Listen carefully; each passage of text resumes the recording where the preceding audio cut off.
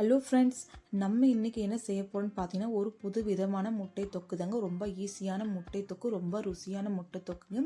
வாங்க எப்படி செய்யலாம்னு சொல்லி பார்க்கலாம். நீங்கள் இப்போ தான் புதுசாக சேனலை பார்க்குறதா இருந்தால் சப்ஸ்கிரைப் பண்ணி லைக் பண்ணிக்கோங்க. வாங்க ஃப்ரெண்ட்ஸ், வீடியோக்குள்ளே போகலாம். அதுக்காக பார்த்தீங்கன்னா, நான் 4 முட்டை வேக வச்சு 2 கட் பண்ணி எடுத்து வச்சுக்கிட்டேன்.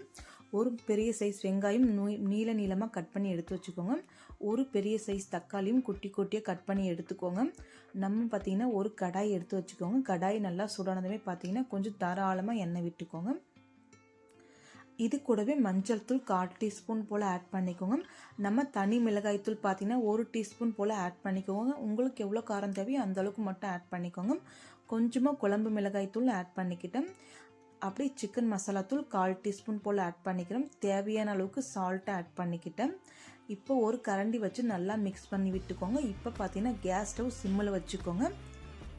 இந்த டைமில் நம்ம வேக வச்சு கட் பண்ணி வச்ச முட்டையும் ஒவ்வொன்றா எடுத்து உள்ளே வச்சுக்கோங்க.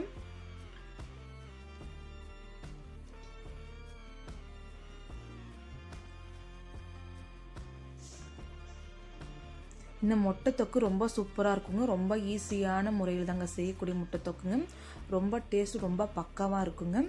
சப்பாத்தி, ரைஸ் இது கூட வேணாலும் சாப்பிட்லாம். இப்போ பார்த்தீங்கன்னா முட்டை ஃபுல்லாகவே திருப்பி விட்டுக்கோங்க.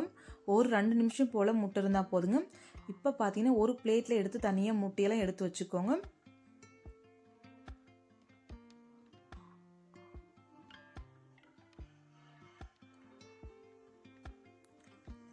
நான் ஒரு பிளேட்டில் தனியாக முட்டையில் எடுத்து வச்சுக்கிட்டேன். இப்போ பார்த்தீங்கன்னா அதே கடாய் அதே அளவுக்கு எண்ணெய் தாங்க. நான் எக்ஸ்ட்ரா எண்ணெய் ஆட் பண்ண போகிறதில்ல. இப்போ நம்ம கட் பண்ணி வச்சுருக்க வெங்காயத்தையும் நல்லா எல்லா வெங்காயமும் போட்டுக்கோங்க. இப்போ ஒரு கரண்டி வச்சு நல்லா மிக்ஸ் பண்ணி விட்டுக்கோங்க.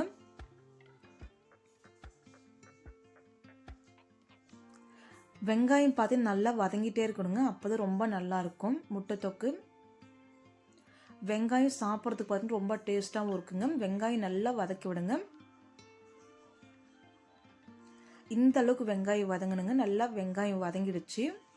இது கூடவே பார்த்தீங்கன்னா ஒரு கொத்து கருவேப்பிலை போட்டுக்கோங்க. 1 டீஸ்பூன் போல் இஞ்சி பூண்டு பேஸ்ட்டு போட்டு நல்லா வதக்கி விட்டுக்கோங்க.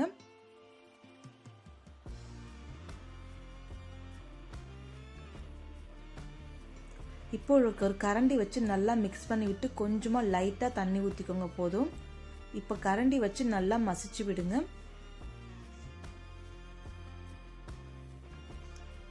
இது கூடவே நம்ம முட்டை எடுத்து சொல்லியா அந்த முட்டையும் ஒவ்வொன்றா உள்ளே வச்சுக்கோங்க.